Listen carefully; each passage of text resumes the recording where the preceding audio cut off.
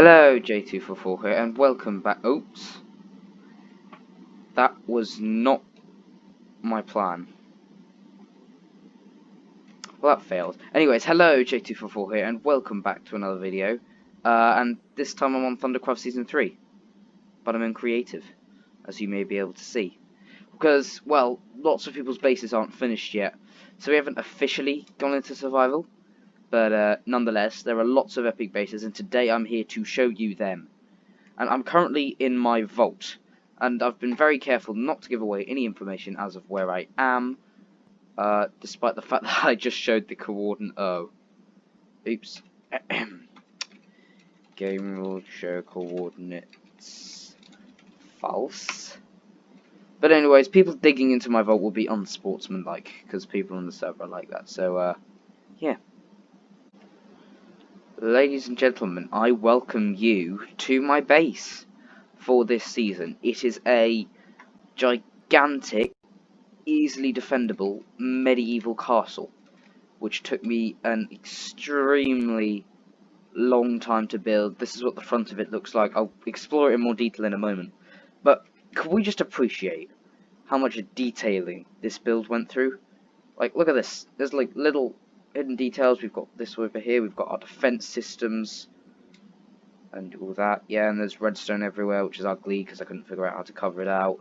And we've got this huge terraformed cliff along the front. Not to mention this lava moat, which I'm quite proud of. And then this area of the build, which you'll notice is a bit different because of the chains running everywhere. I was going for this build to try and tell a story, to be honest with you. And speaking of telling stories, I should probably explain why there have been quite few videos on the channel recently. And the answer to that is, A, I've been on holiday, B, I've had an annoying amount of exams that I've had to put up with. So, you know, in and amongst all the revision, I haven't really had time to upload a video, nor have I had time to record one. Kind of just flying around showing you aspects of my base without really talking about them. So, how about we stop story time? Okay, so the front of my base looks like this. Now, to explore this base in more detail, we're going to start with my favourite interior design I've done, which is the throne room. Now, obviously, you're not allowed to take armour into survival, so I've put this armour on these armour stands, but I will not be removing it once I actually start playing in survival. You may shut up in the comments section. So this area you see, I filled in the wall areas a lot, or at least tried to, so that things weren't as boring, and there's constant sounds of cows dying, and you'll see why in soon. But you'll see why in soon. What am I saying? So yeah, we've got some little items. We've got a nether star, an extinguished soul campfire that you can't really tell because there's no difference. A cactus in a flower plot, which just looks aesthetically pleasing, and a lantern. And over here we've got a lot of the same stuff. And I will not be removing that enchanted book. You guys in the comments had better keep quiet. And then we have my luxurious golden throne. And I will not be removing any of those blocks, thank you for asking. Of course we have a cool stained glass window. And a chandelier, which looks ugly, and I will probably remove it. And we'll look at that later. Anyways, moving swiftly out of the throne room, we have our courtyard area with our fountain in the middle, with a weird looking interior. That will also make sense soon. And obviously, from the inside, this base looks really cool, being able to look up and see all the towers, and you'll notice item frames through there. I will not be removing anything from those either. And then we have these little clumps of barrels everywhere, which just adds a little bit more feel to certain areas of the build, so that they're not as empty and plain. And here we have a courtyard. What? Here we have a horse-drawn cart, the horse coming in, surrounded by barrier blocks, and our creeper friend towing him in. We've got some cows over here who've all died.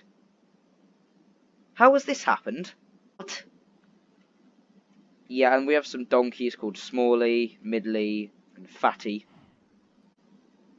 Question my logic, I dare you. And then we have a storage system for our mob farm. It's an automatic sorting system, which I am disproportionately proud of. And obviously, you know, it's kind of stuffed full of items. Yay! And then we have our little thingamajig. Farm. That's what it's called. A farm. And then in here we've got our storage system with all the various different items. We've got wooden type blocks, stone type blocks, sand type blocks, tools and weapons, end blocks.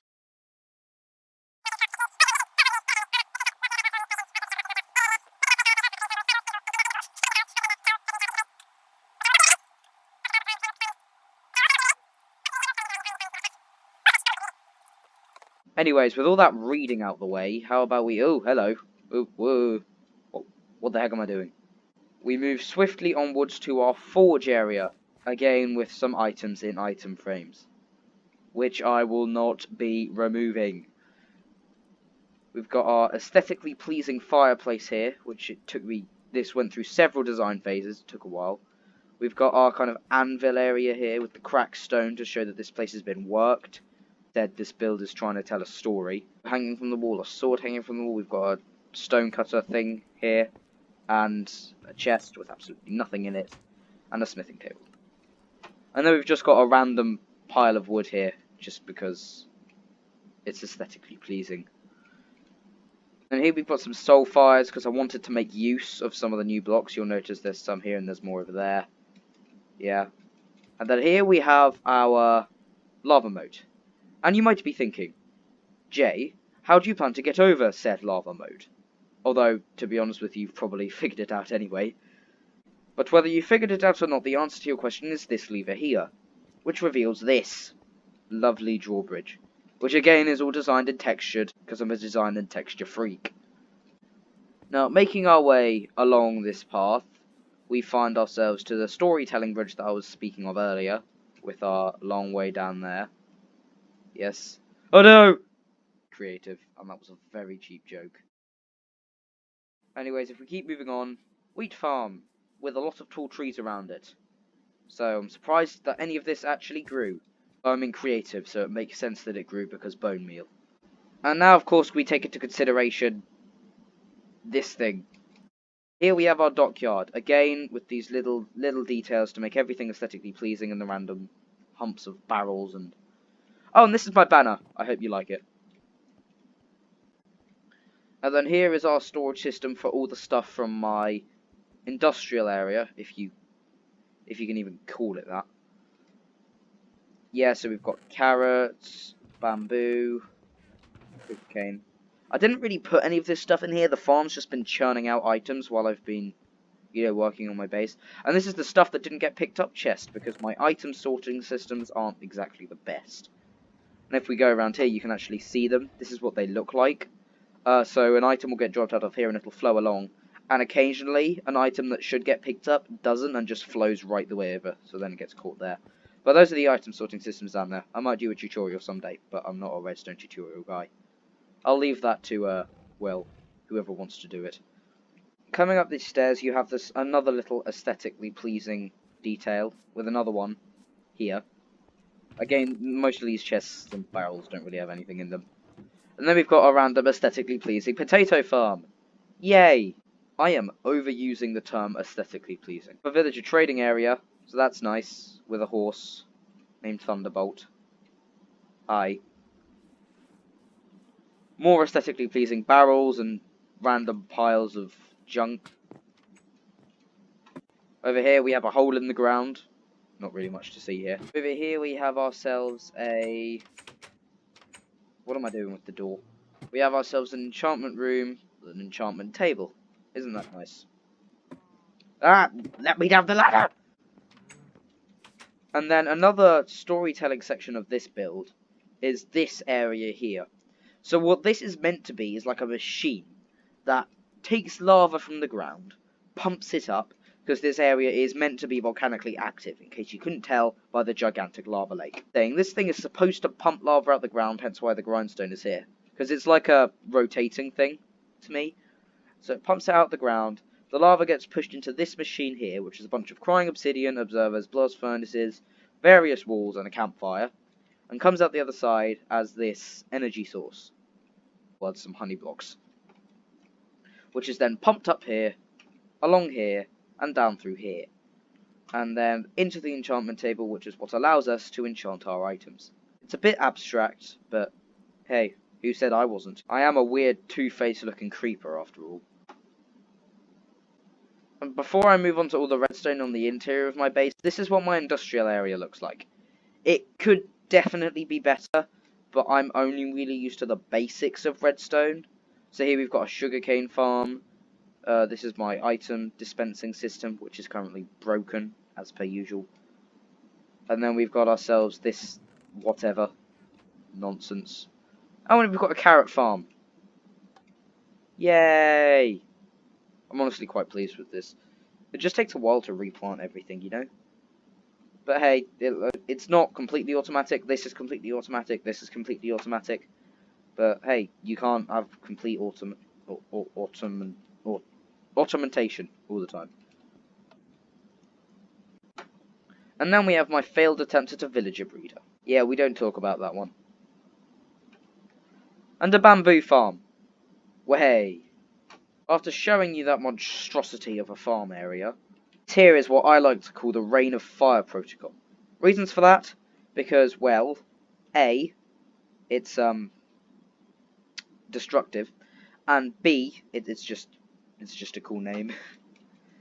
And you can see some of the stuff from Education Edition over here.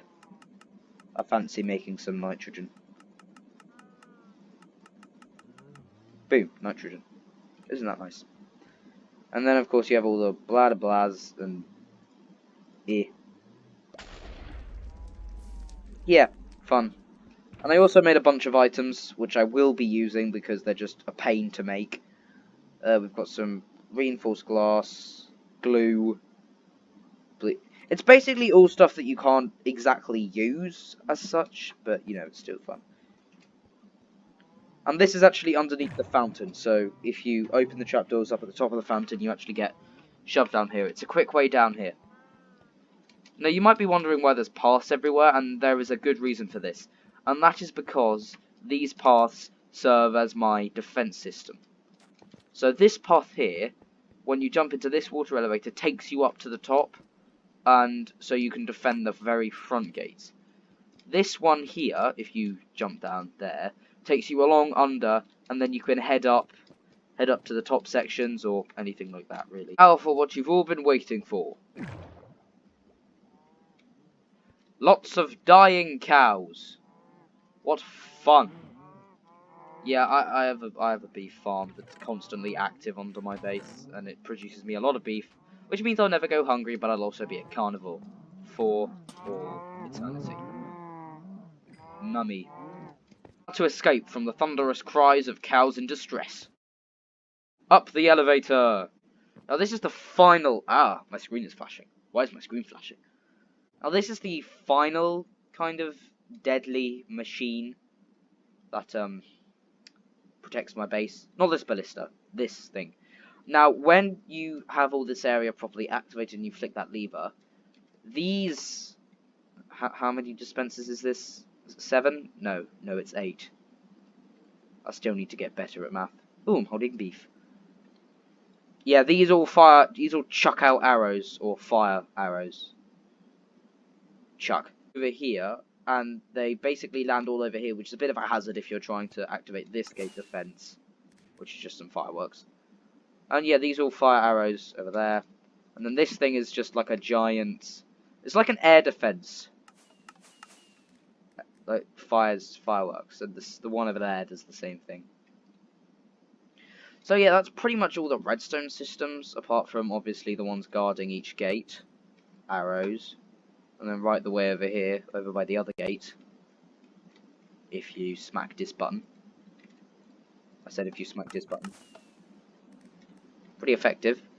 And obviously the Rain of Fire protocol does a lot more fun stuff, which I'm not going to show on camera, because if I do, then obviously Big C and the rest of the lot will know exactly how to counter it. Big C won't need to, because he's in an alliance. And if he does, then he's a traitor. Of our tour. You may have noticed this huge road running through the jungle here, alongside a pipe, which is taking stuff from my farms. Now this road takes us to Fall Hyper Ryan's base, which is a hobbit hole, which I constructed for him. And it's also not a statement about his height, but we don't need to talk about that. I built this for him because he's doing this thing with one of his friends where, you know, he doesn't play for 2 weeks, and this is what the inside looks like. You know, lots of items. Pretty cool. Although I don't know why anyone would need 4 smithing tables. Why am I saying this? I built this place. And then we have your old run-of-the-mill enchantment table on the upper level. So, I think I've done a good job. And Full Hyper Ryan had better think that too, or he can go build his own base. You've got to have your organic crops, guys. Welcome to the Nether. We have some more soul fire here. Nice. And then we have this long tunnel which takes us to the main Nether hub. I actually built this tunnel like 20 minutes ago before I started recording. So this is a very recent thing that I built. And I'm also quite proud of it because it just looks cool. It really does. And now this is the main Nether hub area, which is a giant glass box. Because my idea for this season is that the Nether air is poisonous. So this is like the kind of defensive thing. Yeah. And the persons whose base we are going to look at, and I said persons for a reason. We're heading to Red X, although Commander 284 is this way. Red X! Into the port. Red X's base. It's abstract, I'll give you that. With a very big tower. And someone needs to explain that thing. What is that? Ourselves a little lava pit here, which is a bit flawed because this actually closes it. Yeah, that doesn't make much sense. And we've got this thing here, which I think is a mine. Wow, that's actually a really cool looking mine. Huh, it's pretty sick. And then we've got a slightly flawed thingy. Yeah. I think after Red X saw that everyone else this season was trying to do some more redstone, he tried as well, but obviously he hasn't seen as many YouTube tutorials as the rest of us. Thanks, YouTube. Oh, wow. I really need to get better at doing these, personal shots. Polar Bear. Bob the Great. Hold on. There, that's better. That's pretty much Red X's base. He has this cool looking portal island here. A dragon, but then pretty much everyone this season has one of them. It has a boat, you know, the classic stuff. Ooh, I burped. This thing. Don't know what this is. Oh, and a mob farm. I'm not 100% sure I'm supposed to be here. His base isn't finished yet. Yeah, whatever.